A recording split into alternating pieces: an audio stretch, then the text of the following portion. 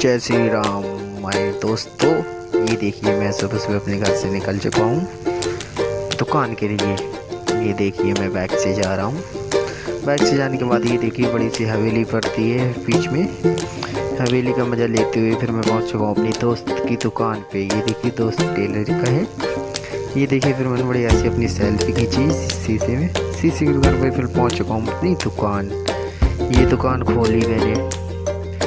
दुकान खोलने के बाद फिर मैंने साफ़ सफाई, ये देखिए साफ़ सफाई करने हुए तो हमारा भाई देखिए साफ़ सफाई करते हुए फिर सीधा पहुंचा पूजा घर में पहुंचने वाला हूँ अभी मैं। ये साफ़ सफाई हो गई पूरी। ये देखिए पूजा करने के लिए मैं पहुंच चुका हूँ। पूजा करने के बाद यही ब्लॉग हुआ मेरा एंड। जय श्री राम बोलो। जय श्री राम मेरे दोस्तों, सभी दोस्तों को जय श्री राम।